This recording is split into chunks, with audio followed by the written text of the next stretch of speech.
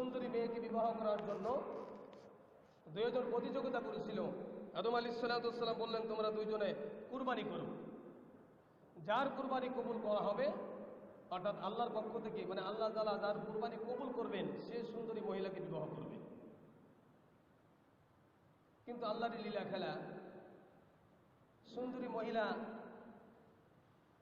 আল্লাহর পক্ষ থেকে যার উপরে আসছে তার কুরবানিকে আল্লাহ তাআলা কবুল করে নিয়েছে। এখন তো আমরা কুরবানি কবুল হইতেছে কিনা এটা আমরা দেখতে পাই না, কিন্তু এমন একটা জামানা ছিল কুরবানি দেখা যাইতো যে কবুল হয়েছে কিনা।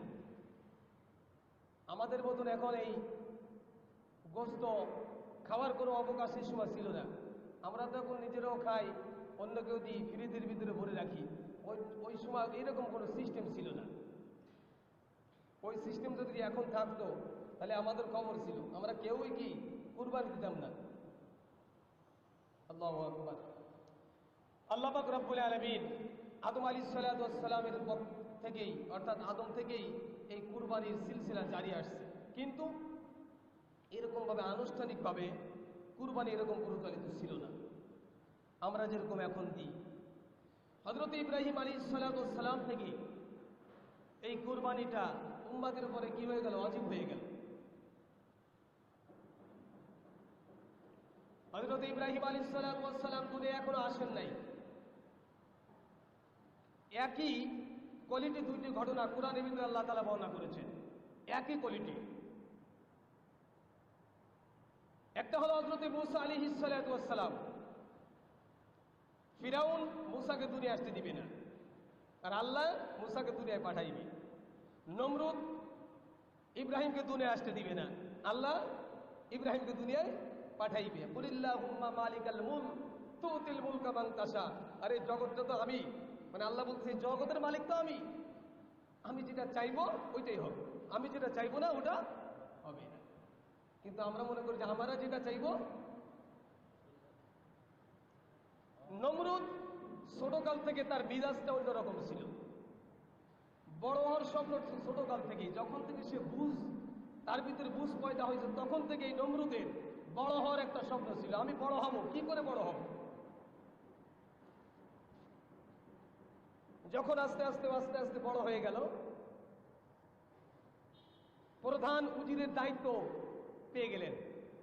ফিরাউনও সর্বপ্রথম প্রধান উজিরের দায়িত্ব পেয়েছিলেন। ঘটনাক্রমে নিজের শক্তিকে প্রয়োগ করে তিনি প্রধানমন্ত্রী হয়ে গেলেন, রাষ্ট্রের প্রধান হয়ে গেল। অল্প দিনের মধ্যে তার শক্তিকে প্রয়োগ করে সারা পৃথিবীকে মারধর করে, জুলুম অত্যাচার করে নিজের আয়ত্ত করে নিলেন। অনেক রাষ্ট্রগুলো ছেড়ে দিল, নমরুদ তার নিজের আয়ত্ত করে নিলেন।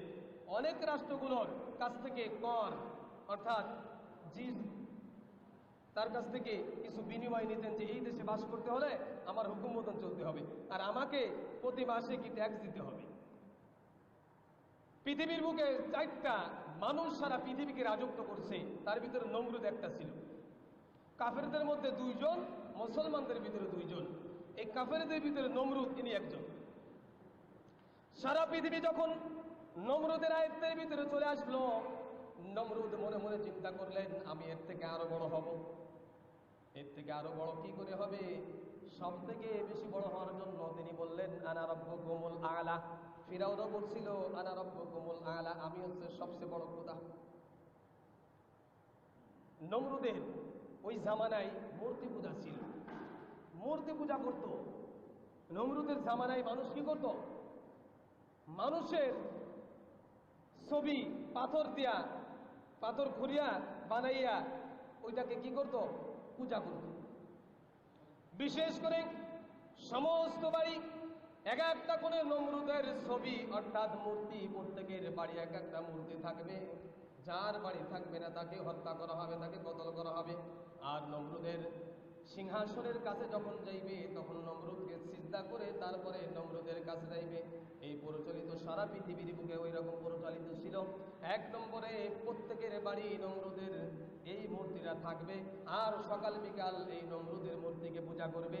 2 নম্বর, নমরুদের কাছে যদি কোনো ব্যক্তি আসতে হয়, প্রত্যেকে নমরুদকে সিজদা করে তারপরে তার কাছে যাইতে হবে। নমরুদের কাছে রাজ দরবারে বিভিন্ন পর্যায়ের লোক ছিল, গণ্যমান্য ব্যক্তিবর্গরা ছিল, জ্যোতিষীরা ছিল, বিভিন্ন প্রকারের জ্যোতিষীরা, জ্ঞান বিজ্ঞানীরা ছিল। হঠাৎ করে নমরুদ একদিন কি সিংহাসনের ভিতরে বসে আছে, মুখটা খুব হাস্যকর ছিল।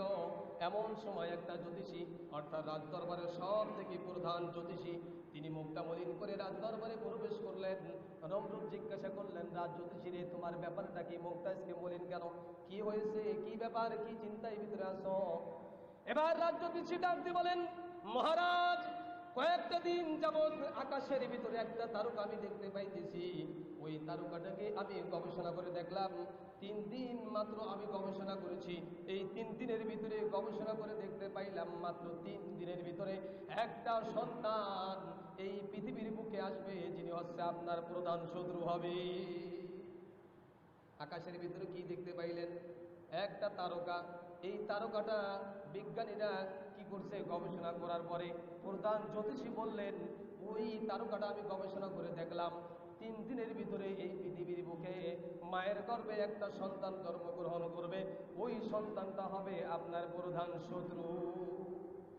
আপনার এই সিংহাসন ভাঙ্গে চুরে ফেলাই দিবে। এই মূর্তিগুলো দুনিয়ার ভিতরে রাখবে না, আপনাকেও রাখবে না, আপনাকেও হত্যা করে ফেলবে, অর্থাৎ আপনাকে ধ্বংস করবে। এই লোকটা দুনিয়ার বুকে আসবে মাত্র 3 দিনের ভিতরে। কয়দিন? 3 দিনের ভিতরে এই পৃথিবীর বুকে আসবে। নমরুদ ঘোষণা করে দিল রাজ দরবার থেকে, 3 দিনের ভিতরে স্বামী এবং স্ত্রী এক জায়গায় শুইতে পারবে না। ফিরাউন করেছিল 1 বছরের ভিতরে, ফিরাউন বলেছিল 1 বছরের ভিতরে কোনো নারী এবং পুরুষ একই বিছানায় শুইতে পারবে না। তাহলে একই ঘটনা কোরআনের ভিতরে, একই কোয়ালিটির 2টি ঘটনা কোরআনের ভিতরে বর্ণনা করা হয়েছে। একটা হযরতে মুসা আলাইহিস সালাম দুনিয়া আগমন করবে, দ্বিতীয়টা হলো হযরতে ইব্রাহিম খলিলুল্লাহ দুনিয়ায় আগমন করবে। একই কোয়ালিটি 2টি ঘটনা আল্লাহ পাক রব্বুল আলামিন কোরআনের ভিতরে বর্ণনা করেছেন। 3 দিনের ভিতরে স্বামী এবং স্ত্রী কেউ একই বিছানায় শুইতে পারবে না। স্ত্রী যেই ঘরের ভিতরে শুইবে, স্বামী ওই ঘরের ভিতরে শুইতে পারবে না। এবং ওই ঘরের বাহিরে সরকারি প্রহরী নিযুক্ত করে দেওয়া হলো সারা পৃথিবীর বুকে, সারা পৃথিবীর বুকে সব জায়গায়। ইব্রাহিম আলাইহিস সালামের পিতার নাম, একটা রিওয়ায়াতে পাওয়া যায় পিতার নাম ছিল আজর। এই পিতার দায়িত্বটা ছিল হলো, পিতা হযরতে ইব্রাহিম আলাইহিস সালামের পিতা আজর ওই রাজ দরবারে সব থেকে ভালো এবং নিখুঁত মূর্তি বানাইতে পারত। তার কাজ ছিল যে মূর্তিগুলো বানাইবে, ওই যার চেহারা দেখতো ওই চেহারায় কি মূর্তি বানাইতে পারত। এই যে নমরুদের মূর্তি বানাইয়া কি করত, প্রত্যেকের বাড়ি পৌঁছাই দিত। এটা দায়িত্ব ছিল এই আজরের, হযরত ইব্রাহিম আলাইহিস সালামের পিতার। আর প্রধান দ্বার রক্ষী, অর্থাৎ এই যে মসজিদের প্রধান গেট, এই না, এই গেটের প্রধান গেটে দায়িত্ব ছিল এই আজরের। উনি ওখানেই সারা রাত পাহারা দিতেন। নমরুদ সারা পৃথিবীর বুকে ঘোষণা করে দিল, স্বামী এবং স্ত্রী একত্র একই বিছানায় শুইবে না, একই ঘরে প্রবেশ করতে পারবে না। ইব্রাহিম আলাইহিস সালামের আব্বাজান এক জায়গায়, আম্মাজান আর এক জায়গায়, দুইজনে 2 জায়গায়। কিন্তু ইব্রাহিম আলাইহিস সালাম এর পিতা যেহেতু ঘরের ভিতরে থাকতো না, বাড়ি থাকতো না রাত্রের বেলায়, এই জন্য ইব্রাহিম আলাইহিস সালামের মায়ের পাহারাদারি কেউ করে নাই। কারণ ওখানে তো আজর তো থাকে কি রাজদরবারে, সারা রাত ডিউটি করে রাজদরবারে, এই জন্য। আর ইব্রাহিম আলাইহিস সালাম মা একাই কি ওই ঘরে থাকে, এই জন্য ওনার ঘরে কোনো পাহারাদার নাই। এমনি অন্য সমস্ত ঘরে কি আছে, আল্লাহ যাকে চায় কেউ ঠেকাইতে পারে না, আর আল্লাহ যদি ঠেকাইয়া দেয় কেউ কিন্তু তাকে পারবে না। এই জন্য আল্লাহ পাক রব্বুল আলামিন চাইলেন, যা তাই ঘটে গেল। হঠাৎ করে গভীর রজনীতে, অর্ধরজনীতে ইব্রাহিম আলাইহিস সালামের মায়ের অন্তরের ভিতরে স্বামীর সঙ্গে মিলনের একটা স্পিরিয়া তার ভিতরে জেগে উঠছে, কি করবে, কি করা যায়, আর সহ্য করতে পারতেছে না। ইব্রাহিম আলাইহিস সালামের আম্মা যান ঘর থেকে বের হয়ে দেখলে আমার বাড়ির পাশে কোনো প্রহরী নাই। আস্তে আস্তে করে ঘুমের ঘরে চোখটা এরকম দলতে দলতে সামনের দিকে অগ্রসর হয়। আস্তে আস্তে আস্তে আস্তে যাইতে যাইতে যখন রাজ দরবারে পৌঁছাই গেছে, রাজ দরবারে পৌঁছাই গেছে, প্রথম গেটের কাছে যখন হযরত ইব্রাহিম আলাইহিস সালামের মা যখন পৌঁছাই গেছে, আল্লাহ পাক রব্বুল আলামিন জিবরাইলকে বলে, জিবরাইল যাও ওই রাজ দরবারে চলে যাও, ওই রাজ দরবারে যত প্রহরীগুলো আছে সবাইকে নিদ্রায় আচ্ছন্ন করে দাও। সবাই ঘুমে বিভোর হয়ে যাইতেছে, আস্তে আস্তে করে ঘুমে যাইতেছে। আল্লাহ যা চাই, আল্লাহ যেটা চায়, আল্লাহ যদি কাউকে দুনিয়ায় পাঠাইতে চায়, কাউকে যদি দুনিয়ায় রাখতে চায়, তাকে কেউ মারতে পারবে না। আর কাউকে যদি আল্লাহ নিতে চায়, তাকে কেউ দুনিয়ায় রাখতে পারবে না। ইব্রাহিম আলাইহিস সালামের আম্মা যান ঘরের দরজার কাছে যখন পৌঁছাই গেলেন, আস্তে আস্তে প্রহরীরা দেখে ঘুমে বিভোর হয়ে যাইতেছে। ইব্রাহিম আলাইহিস সালামের আম্মা যান প্রহরীর কাছে গেল, মাথার একটু নাড়া দিল, এর মাথার একটু নাড়া দিলে কোনো হুঁশ নাই। আস্তে আস্তে করে ভিতরের ঘরে গেছে, ভিতরের দরজার কাছে থেকে ওরাও কি ঘুমায় বিভোর হয়ে গেছে। এবার আস্তে আস্তে আস্তে আস্তে যাইতে হযরতে ইব্রাহিম আলাইহিস সালামের আব্বা যান যেই দরজার পাশে আছে, ওই ঘরের ভিতরে নমরুদ, যেই ঘরের ভিতরে নমরুদ, ওই ঘরের দরজার পাশেই গিরা ইব্রাহিম আলাইহিস আব্বা যান। এধারে ইব্রাহিম আলাইহিস সালামের আব্বার অর্থাৎ আদরেরও মনের ভিতরে স্ত্রীর সঙ্গে মিলনের একটা কি চাহিদা জেগে উঠছে। কিন্তু কি করা যায়, এখান থেকে তো যাওয়া যাবে না, চতুর্দিকে কি প্রহরী। হঠাৎ করে দেখে নিজের স্ত্রী নিজের কাছেই চলে আসছে। মনের আনন্দে আজর স্ত্রীকে পাশের রুমে গিয়ে স্বামী এবং স্ত্রীর মিলন হয়ে গেল। আল্লাহ পাক রব্বুল আলামিন এই মিলনের মাধ্যমে হযরত ইব্রাহিম আলাইহিস সালামকে আজরের পৃষ্ঠদেশ থেকে ইব্রাহিম আলাইহিস সালামের মায়ের গর্ভে চলে গেল। সকালবেলা রাজপ্রহরী চলে আসছে, হুজুর আপনার এত কড়া নির্দেশ থাকার পরেও কার এত বড় সাহস, স্বামী স্ত্রী মিলন করে ফেলেছে, ওই বাচ্চাটা মায়ের গর্ভে চলে গেছে। কি কয়, মায়ের গর্ভে চলে গেছে, এত বড় সাহস কার? কিন্তু সাহসটা কে দিছে? কারণ হুঁশ ছিল না। এই সাহসটা যখন আল্লাহ পাঠাইবে, এই সাহসের দরকার হয় নাই। ওই দুইজন কি করবে বুঝতেই পারে নাই, মিলন হয়ে গেছে। আর ইব্রাহিম আলাইহিস সালাম মায়ের গর্ভে চলে আসলেন। ইব্রাহিম আলাইহিস সালাম মায়ের গর্ভে চলে আসলেন। নমরুদ এবার প্রহরীদেরকে বললেন, 1 বছরের ভিতরে যত সন্তান, 1 বছরের ভিতরে যত সন্তান, মেয়ে সন্তান নয় ছেলে সন্তান, 1 বছরের ভিতরে যত সন্তান জন্মগ্রহণ করবে সবাইকে হত্যা করে ফেলো। সবাইকে হত্যা করে ফেলা হলো। নমরুদ এদের নিজের কর্মচারী, নিজের একদম স্পেশাল কর্মচারী, আজর ছিল নমরুদের স্পেশাল কর্মচারী। এই স্পেশাল কর্মচারীর স্ত্রীর গর্ভে যে সন্তান হয়েছে এর কোনো কি নাই, খোঁজ নাই। কারণ ওনার ঘরে কোনো পুরুষ লোক থাকে না রাত্রে, এই জন্য কোনো প্রহরীও নাই, স্ত্রীর পিছনে কোনো প্রহরী নেই। এবার সারা দেশে সন্তানাদিকে মেরে ফেললো। ইব্রাহিম আলাইহিস সালামের মা যেই সময় ডেলিভারি হবে তার 1 ঘন্টা পূর্বেও মানুষ জানতে পারে নাই তার গর্ভের ভিতরে একটা বাচ্চা আছে। এই ব্যবস্থা কে করছে? কে করছে এই ব্যবস্থা? ইব্রাহিম আলাইহিস সালামের মার হালকা পেটে ব্যথা শুরু হয়ে গেল। কি করবে? স্বামীকে বললেন, আমি পাহাড়ের গুহায় চলে যেতেছি। ইব্রাহিম আলাইহিস সালামের আম্মাজান পাহাড়ের গুহায় চলে গেলেন। ওখানে যাওয়ার সাথে সাথে ডেলিভারি হয়ে গেল। ইব্রাহিম আলাইহিস সালামকে ওই গুহার ভিতরে রেখে তিনি চলে আসলেন। আম্মাজান বাড়ির ভিতরে চলে আসলেন। যদি মানুষ আবার খোঁজ খবর নাই এই বাড়ির মহিলা কোথায় গেছে। ইব্রাহিম আলাইহিস সালামকে যখন গুহার ভিতরে ছুঁয়ে আসছেন, আল্লাহ পাক রব্বুল আলামিন জিবরাইলকে বলে, জিবরাইল রে আমার প্রিয় হাবিব গুহার ভিতরে দুধের ছটফট করতেছে, তার ক্ষুধার যন্ত্রণায় কি করবা? আল্লাহর নবী হযরত ইব্রাহিম আলাইহিস সালাম গুহার ভিতরে আসে। জিবরাইল রে তুমি জলদি করে যাও। জিবরাইল ডাকতে বলে, রব্বুল আলামিন আমি কি জান্নাতের ভিতরের থেকে একটা উট নিয়ে যাব নাকি? দুধের জন্য উট নিয়ে যাব নাকি? কয় উটের কোনো দরকার নাই, তুমি স্বয়ং চলে যাও। আল্লাহর নবী হযরত ইব্রাহিম আলাইহিস সালাম যখন এই দুধে এখনো মায়ের দুধ এখনো পান করে নাই, হযরত জিবরাইল আলাইহিস সালাম আগমন করলেন। আল্লাহ পাক রব্বুল আলামিন ডাকতে বলেন, জিবরাইল রে এই শাহাদাত আঙ্গুলটা তুমি ইব্রাহিম আলাইহিস সালামের মুখের ভিতরে ঢুকাইয়া দাও। এই শাহাদাত আঙ্গুলটা মুখের ভিতরে যখন ঢুকাই দিলেন, আল্লাহ পাক রব্বুল আলামিনের কুদরত জান্নাতের ভিতরে এই আঙ্গুল দিয়ে দুধ বের হওয়া শুরু করে দিল। ইব্রাহিম আলাইহিস সালাম শাহাদাত আঙ্গুল দিয়ে দুধ খাইতেছেন।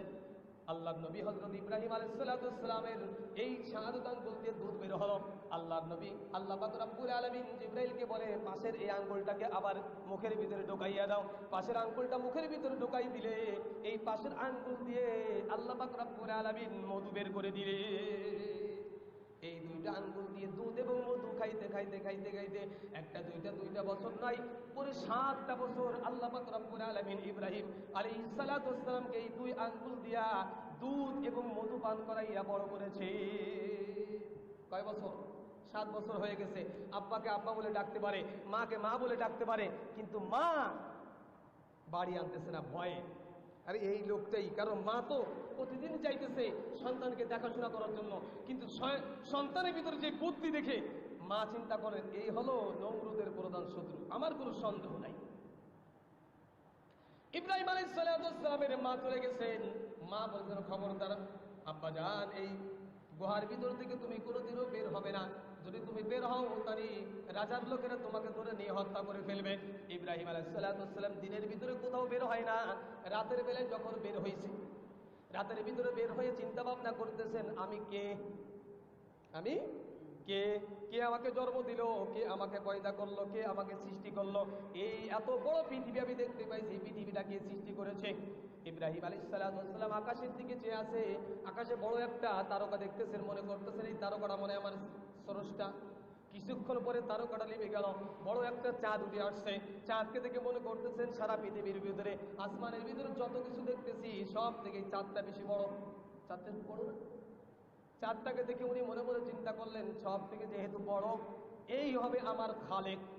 সকালবেলা যখন ফজর হয়ে গেছে, ওই চাঁদ ডুবে গেছে, এবার সূর্য উদিত হয়ে গেল। এবার উনি মনে মনে চিন্তা করতেছেন, রাত্রে যা দেখেছি এটা আমার রব নয়, এই যে যা দেখলাম এটা আমার রব, কারণ এর আলোটা একটু বেশি, সারা পৃথিবীকে একদম কি ফর্সা করে ফেলেছে। ইব্রাহিম আলাইহিস সালাম ওই চাঁদের দিকে চেয়ে আছে, ওই সূর্যের দিকে চেয়ে আছে। সন্ধ্যা যখন আবার ঘনিয়ে আসলো, ওই সূর্য আবার ডুবে গেল। এবার মনে মনে চিন্তা করতেছেন, যেই জিনিস ডুবে আর ওঠে ওই জিনিস আমার খালেক হইতে পারে না। এমন একটা খালেক যা আছে শুরু, তার কোনো শেষ নাই। ইব্রাহিম আলাইহিস সালাম মনে মনে চিন্তা করতে করতে করতে করতে হঠাৎ করে বলে ফেললেন, ইন্নী ওয়াজ্জাহাতু ওয়াজহিয়া লিল্লাযী ফাতারাস সামাওয়াতি ওয়াল আরদ হানিফা ওয়া মা আনা মিনাল মুশরিকিন। আমি আমার একনিষ্ঠ চিত্রে আমি আমার রবের দিকে ফিরে যাইতেছি। এতক্ষণ পর্যন্ত যা কিছু চিন্তা করছিলাম এটা শয়তানের চিন্তা আমি করেছিলাম। আমি মুশরিকদের অন্তর্ভুক্ত নয়, আমি আল্লাহওয়ালা, আমি একজন মুসলমান। ইব্রাহিম আলাইহিস সালাম 7 বছর পার হয়ে গেছে। এবার তার মা তাকে বাড়ি নিয়ে আসলেন। বাড়ি আনার পরে আজর সুন্দর সুন্দর মূর্তি বানাইয়া ছেলেকে বলতেছেন, ছেলেরে এই মূর্তিগুলো বাজারে বিক্রি করে আনো। অনেক লম্বা চৌড়া ঘটনা। যখন ছেলে মাথায় করে মূর্তির চাকা নিয়ে বাজারে ভিতরে গেছে, বাজারে যাওয়ার পরে সমস্ত লোকদেরকে ডাক দিয়ে বলতেন, লোক সকল, আমি যে মূর্তিগুলো তোমাদের কাছে নিয়ে আসছি এই মূর্তিগুলো তোমরা কিনতে পারো, কিন্তু সত্য কথা হলো এই মূর্তির কোনো ক্ষমতা নাই, এই মূর্তিকে পূজা করলে তোমাদের কোনো লাভ হবে না। এই মূর্তির কাছে যদি তোমরা কোনো কিছু চাও, মূর্তি তোমাকে কোনো কিছু দিতে পারবে না। মাল বিক্রি করার সময় যদি আপনি বলেন এই মালটা চুকা, এই মালটা গন্ধা, এই মালটা পচা, এই মালটা ভালো না, তাহলে কি বিক্রি হবে? ইব্রাহিম আলাইহিস সালাম বলতেছেন, তোমরা এই মূর্তিগুলো ক্রয় করতে পারো, কিন্তু কথা সত্য হলো এই মূর্তির কোনো ক্ষমতা নাই। তোমরা যদি বাড়ির ভিতরে দিয়ে এই মূর্তির পূজা করো কোনো লাভ হবে না। আমি যেই খালেকের ইবাদত করি, পূজা করি, ওই খালেকের পূজা যদি তোমরা করতে পারো তাহলে তোমার উপকার আছে দুনিয়া এবং আখিরাত। এই কথা বলে ওই এলাকার ভিতরে সবাই আলো কি মূর্তি পূজারী, একজন মুসলমান নাই। একমাত্র মুসলমান হলো ইব্রাহিম আলাইহিস সালাম। সারা পৃথিবীর সবাই মুসলমান, কোনো কাফের নাই। সারা পৃথিবীতে সবাই অমুসলমান, কোনো মুসলমান নাই। একটা জিনিস, নতুন একটা জিনিস যদি আপনি উদ্ভাস করেন তাহলে মানুষের আশ্চর্য লাগবে না? আর কথাটা কি বলতেছেন, যারা এই পূজা করে তাদেরকেই লক্ষ্য করে বলতেছেন, তোমরা যদি এটা কিরায় করো কোনো লাভ। সমস্ত মানুষ আজরের কাছে চলে গেলেন। ইব্রাহিম আলাইহিস সালামের আব্বাজানকে আজরকে ডাক দেবার, আজর তোমার সন্তান আমাদের মূর্তিকে গালি দিতেছে, আমাদের ধর্ম নিয়ে নিন্দা করতেছে, তোমার সন্তানকে তুমি বুঝাও, না হলে তোমার সন্তানের কথা রাজ দরবারে পৌঁছাই দিব। ইব্রাহিম আলাইহিস সালাতু ওয়াস সালামের আব্বাজান আদর ডাক দিয়ে বলেন, আব্বাজান কি ব্যাপার, তুমি আমাদের এই মূর্তিগুলোর নিন্দা কেন করলা? এই মূর্তিগুলোর সম্পর্কে তুমি খারাপ মন্তব্য কেন করতেছ? ইনি হলে আমাদের খালেক, ইনি আমাদের মালিক, ইনি আমাদের স্রষ্টা, ইনি আমাদের সবকিছু করেন। এবার ইব্রাহিম আলাইহিস সালাতু ওয়াস সালাম ডাক দিয়ে বলে, আব্বাজান এই মূর্তিগুলোর কি ক্ষমতা? তাই এই মূর্তিগুলো তোমাকে বানিয়েছেন। আব্বাজান হযরত ইব্রাহিম আলাইহিস সালাতু ওয়াস সালাম মাকে ডাক দিয়ে বলতেছেন, মা আমাকে কে বানিয়েছেন? কয় তোমার আব্বাজান তোমাকে বানিয়েছেন। কয় আমার আব্বাজানকে কে বানিয়েছেন? কয় তোমার আব্বাজানকে বানিয়েছেন নমরুদ, আমাদের বাদশা, আমাদের খোদা। কয় নমরুদকে কে বানিয়েছেন? কয় আমি জানি না। নমরুদকে কে বানিয়েছেন আমি জানি না। কয় তুমি এইরকম কোনো প্রশ্ন আর করবা না, যদি তুমি প্রশ্ন করো তাহলে রাজ দরবারে তোমার সংবাদ পৌঁছাই যাইবে। একজনের কানের থেকে আর একজনের কানে এরকম করতে করতে তো 10 জনের কানে যাই। ইব্রাহিম আলাইহিস সালাতু ওয়াস সালাম আব্বাজানকে ডাক দিয়ে বলেন, ইযু ক্বালা লিআবিহি ইয়া আবাতি লিমা তা'বুদু মা ইয়াসমাউ ওয়া লা ইউবসিরু ওয়া লা ইউগনি আনকা শাইআ। আব্বাজান যেই মূর্তিগুলো আপনি নিজের হাতে বানাইলেন, যেই মূর্তিগুলো সকাল সন্ধ্যা আপনি পূজা করতেছেন, এই মূর্তিগুলোর কি ক্ষমতা, কি ক্ষমতা আছে? আব্বাজান বললেন এই মূর্তিগুলোর এই ক্ষমতা সব বলে দিলেন। আব্বাজানকে ডাক দিয়ে বলতেছেন, আব্বাজান এই মূর্তিগুলোর না কানে শোনে, না চোখে দেখে, না তাদের অন্তর আছে, না তাদের পাও আছে, হাইতে যাইব অন্য জায়গায়। ওয়ালা ইউগনি আনকা শাইআ, এমনকি তার গায়ে যদি একটা মশা মাছি পড়ে, ওই মশা মাছিকে খেদানোর মতন সরানোর মতন কোনো ক্ষমতা এই মূর্তির ভিতরে নাই। কোন এরকম কথা কইলে বাবা তো মুসলমান না, বাপও শত্রু, মাও শত্রু, ভাইও শত্রু, বোনও শত্রু, আশেপাশে সবাই শত্রু, একমাত্র হযরত ইব্রাহিম আলাইহিস সালাতু ওয়াস সালাম। ইব্রাহিম আলাইহিস সালাতু ওয়াস সালাম আব্বাজানকে ডাক দিয়ে বলে, ইয়া আবাতি ইন্নী ক্বাদ জাআনি মিনাল ইলমি মা লাম ইয়াতিকা ফাত্তাবিউনি ইহদিকা সিরাতাস সাওয়া। আপনি যেই পথে চলতেছেন ওই পথ সঠিক পথ নাই, আমি যেটা বলতেছি এইটা হলো সঠিক পথ। বাপ রেগে গেছে। আশেপাশের লোক খবর দিয়েছে নমরুদের কাছে যে বাদশা নামতান, আপনার শত্রুকে পাওয়া গেছে, আপনার শত্রুকে পাওয়া গেছে। ইব্রাহিম আলাইহিস সালাতু ওয়াস সালামকে ধরে নিয়ে চলে গেলেন। ইব্রাহিম আলাইহিস সালাতু ওয়াস সালাম রাজদরবারে যখন পৌঁছাই গেলেন, রাজদরবারে যারাই প্রবেশ করে নিয়ম হলো চিন্তা করে তারপরে প্রবেশ করতে হবে, চিন্তা করে তারপরে প্রবেশ করবে, চিন্তা করার আগে কেউ প্রবেশ করতে পারবে না। যাহারা হযরত ইব্রাহিম আলাইহিস সালাতু ওয়াস সালামকে ধরে নিয়ে গেলেন, সকলে চিন্তা করে তার ভিতরে প্রবেশ করলেন। একমাত্র হযরত ইব্রাহিম আলাইহিস সালাতু ওয়াস সালাম সিজদা না করে নমরুদের ঘরের ভিতরে প্রবেশ করলেন। নমরুদের ঘরে সবাই সিজদা করে প্রবেশ করা লাগে, আর সবাই সিজদা করেই প্রবেশ করলো, কিন্তু ইব্রাহিম আলাইহিস সালাতু ওয়াস সালাম মাথাটা অর্থাৎ টান করে, বুকটা টান করে একদম ঘরের ভিতরে প্রবেশ করলেন। ইব্রাহিম আলাইহিস সালাতু ওয়াস সালাম এই দৃশ্য দেখে নমরুদের আর বুঝতে বাকি নাই, এই হলো আমার কি শত্রু, এতে কোনো সন্দেহ নাই, এই হলো আমার শত্রু। ইব্রাহিম আলাইহিস সালাতু ওয়াস সালামকে মারার বহুত কৌশল অবলম্বন করছে, কিন্তু মারতে পারে নাই, বহুত কৌশল অবলম্বন করেছে ইব্রাহিম আলাইহিস সালাতু ওয়াস সালাম। এবার নমরুদ এবং ইব্রাহিম আলাইহিস সালাতু ওয়াস সালাম দুইজনের ভিতরে তর্ক শুরু হয়ে গেল। ইব্রাহিম আলাইহিস সালাতু ওয়াস সালামকে নমরুদ ডাক দিয়ে বলে, ইব্রাহিম রে, তুমি কেন আমার ঘরের ভিতরে প্রবেশ করার পরে চিন্তা না করে প্রবেশ করলে? কেন তুমি চিন্তা করলে না? কারণ তোমাকে আমি কেন চিন্তা করবো? আমি তো আমার রবকে চিন্তা করি, আমি আমার কি রবকে চিন্তা করি। কয় তোমার রব আবার কে? তোমার রব আবার কে? কয় তোমাকে যে বানিয়েছেন সে আমার রব, তোমাকে যে বানিয়েছেন সে আমার রব, আমাকে যে বানিয়েছেন সে আমার রব, এই পৃথিবী যে বানিয়েছেন সে আমার রব, সমস্ত জিনিস যেই বানিয়েছেন সে আমার খালেক। এবার নমরুদ প্রশ্ন করলেন, ইব্রাহিম সব কিছু তো তোমার আল্লাহ বানিয়েছেন, আমাকেও আল্লাহ বানিয়েছেন, এই রাজ দরবার যা কিছু দেখতেছো সারা পৃথিবীর বাদশা আমি, তোমার আল্লাহ কোথায়? তোমার আল্লাহকে একটু দেখাও, তোমার আল্লাহকে যদি দেখাইতে না পারো তাহলে আমি খোদা, এটা স্বীকার করো। নমরুদ যখন এরকম প্রশ্ন করলেন, ইব্রাহিম আলাইহিস সালাতু ওয়াস সালাম বলে, আমার দুইটা প্রশ্ন। কয়টা প্রশ্ন? কয় দুইটা প্রশ্ন। এক নম্বরে প্রশ্ন হলো আল্লাহ পাক রব্বুল আলামিন মৃত্যুকে জীবিত করতে পারেন, জীবিতকে মৃত্যু দান করতে পারেন। একটা ডিম, এটা মৃত্যু না জীবিত? ডিম মৃত্যু না জীবিত? এই মৃত্যু, এই ডিমের ভিতরে আল্লাহ পাক রব্বুল আলামিন একটা জীবন্ত একটা বাচ্চা আল্লাহ পাক রব্বুল আলামিন তৈরি করে কি করে না? হ্যাঁ, যেই বীজটা আমরা ফেলে দিই নষ্ট বলে, ওর থেকে গাছ জ্বালায় কি জ্বালায় না? নমরুদকে যখন এই প্রশ্ন করলেন আমার আল্লাহ পাক রব্বুল আলামিন, নমরুদ যখন প্রশ্ন করলেন তোমার আল্লাহ কি কি করতে পারে, ইব্রাহিম আলাইহিস সালাম প্রশ্ন করলেন আমার আল্লাহ জীবিতকে মৃত্যু দান করেন, মৃত্যুকে জীবিত দান করেন, রাতের ভিতরে দিন ঢুকায়, দিনের ভিতরে রাত ঢুকায়। এখন কি আমরা ফজর পড়তেছি 5টায়, হ্যাঁ, কিছুদিন পরে 6টায় পড়বো না? তাই দিনটা রাতের ভিতরে ঢুকে যেতেছে না? আবার মাগরিব বর্তমান 7টায় পড়তেছি, হ্যাঁ, আস্তে আস্তে করে 5টার দিকে চলে আসবে না? তাহলে কি রাতটা দিনের ভিতরে ঢুকায়, আর দিনটা কি রাতের ভিতরে ঢুকায়? তিনি হলেন কে? আল্লাহ। ইব্রাহিম আলাইহিস সালাম বললেন আমার আল্লাহ জীবিতকে মৃত্যু দান করে, মৃত্যুকে জীবিত বানাইতে পারে। নমরুদ দুইজন ব্যক্তিকে ডাকলেন, যেই দুইজন ছিল কারাগারে বন্দী, একজনের জামিন হয়ে গেছে আর একজন সারা জীবন কারাদণ্ড অথবা তার জন্য ফাঁসি।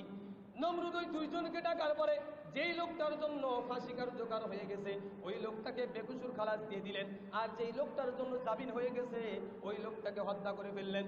নমরুদ এবার ডাকতে পারে ইব্রাহিম রে, আমিও তো জীবিতকে মৃত্যু দান করতে পারি, মৃত্যুকেও জীবিত দান করতে পারি।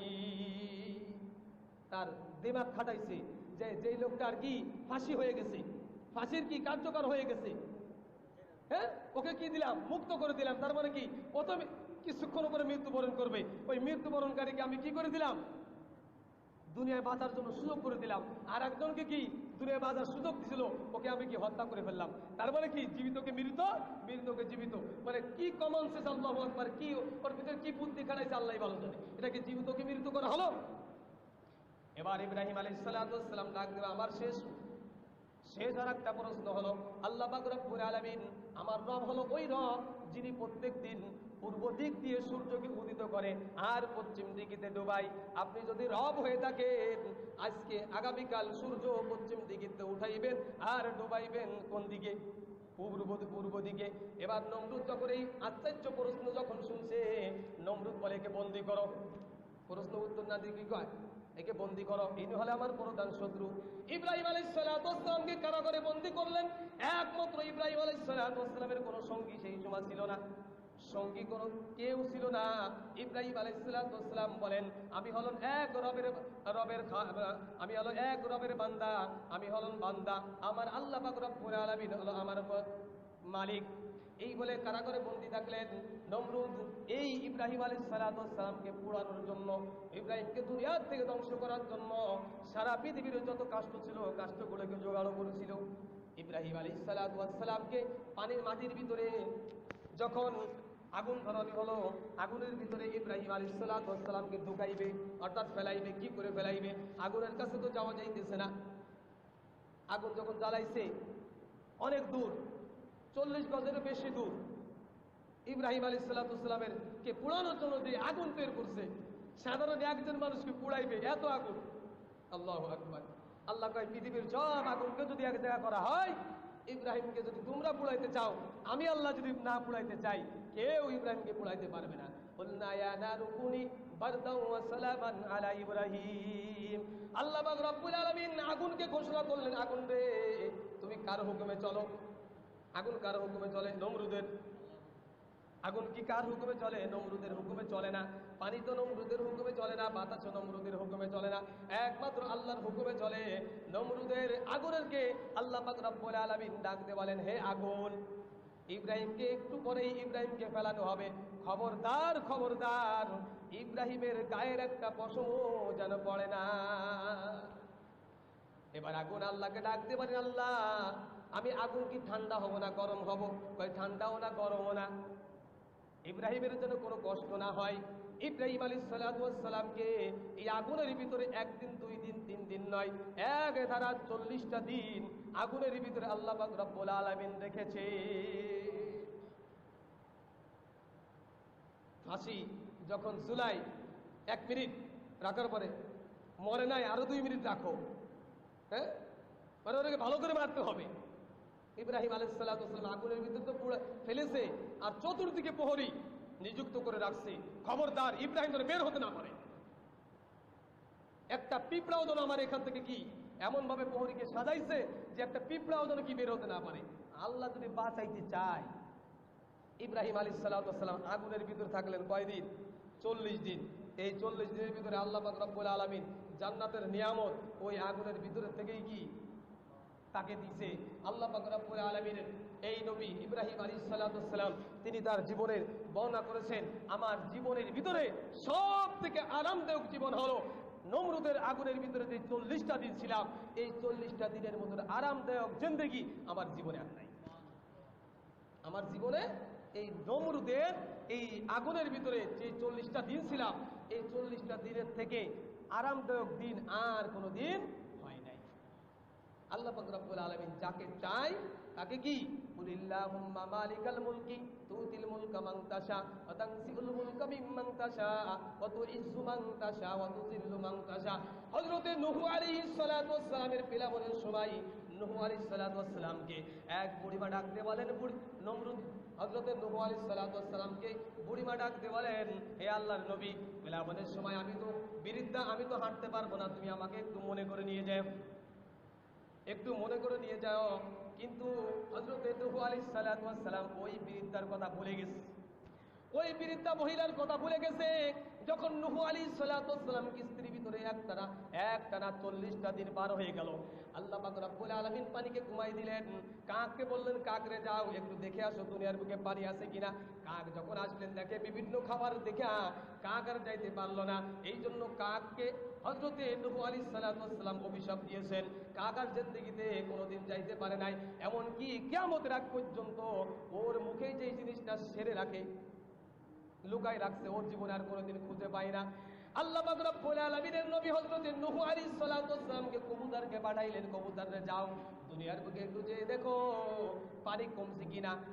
এই কবুতর যখন দুনিয়ার বুকে আসলেন, আল্লাহ পাক রব্বুল আলামিনের নবীর কাছে খবর পৌঁছাই দিলেন। এই জন্য আল্লাহ পাক রব্বুল আলামিন কিয়ামতের আগ পর্যন্ত এই যে কবুতরের জুতা অর্থাৎ ময়লা পায়খানা যদি কোনো শরীরে লাগে, ওটাকে টুকা দিয়ে ফেলাই দিলে ওই জামার ভিতরে নামাজ পড়লে নামাজ আদায় হবে, ওই জামা কোনোদিন নাপাক হবে না। এটা আল্লাহ পাক রব্বুল আলামিনের কুদরত। নূহ আলাইহিস সালাতু ওয়াস সালামের পিলাবন শেষ হয়ে গেল, যখন তার বাড়ি নিজে চলে আসছে, হঠাৎ করে মনে পড়ছে, আরে ওই যে বৃদ্ধ মহিলা, ও তো আমাকে বলছিল। দৌড় দিয়ে নূহ আলাইহিস সালাতু ওয়াস সালাম বৃদ্ধার কাছে চলে গেলেন। বৃদ্ধা মহিলা এবার পাতিল ভাত পাকাইয়া পাতিলটা নামাইতেছেন।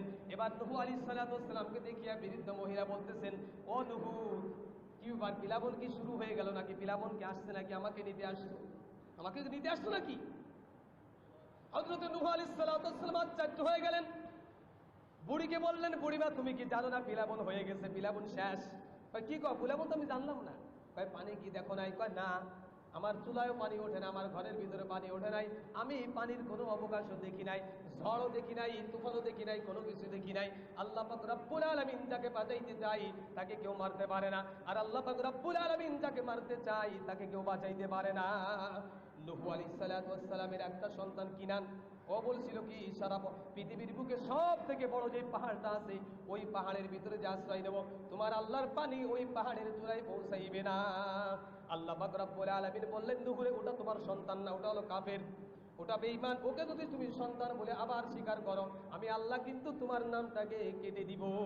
আল্লাহ পাক রব্বুল আলামিন এমন একটা বাতাস এবং তুফান দিলেন, ওই কিনানকে এক বাড়িতে আল্লাহ পাক রব্বুল আলামিন ধ্বংস করে দিলেন। এই জন্য আল্লাহ পাক রব্বুল আলামিন যদি কাউকে বাঁচাইতে চায় তাকে কেউ মারতে পারে না, কাউকে যদি মারতে চায় কাউকে, আল্লাহ পাক রব্বুল আলামিন কাউকে যদি মারতে চায়, পৃথিবীর সমস্ত মানুষ কাউকে তাকে কেউ বাঁচাইতে পারে না। এই জন্য আল্লাহ পাক রব্বুল আলামিন ইব্রাহিম আলাইহিস সালাতু ওয়াস সালামকে বাঁচিয়ে দিলেন। ইব্রাহিম আলাইহিস সালাতু ওয়াস সালাম আমাদের জাতির পিতা। কিসের পিতা? ইব্রাহিম আলাইহিস সালাতু ওয়াস সালাম আমাদের জাতির পিতা। মুসলমানদের জন্য 4টি পিতা। কয়টা পিতা? মুসলমানদের জন্য ইসলামী শরীয়ত মোতাবেক 4জন পিতা।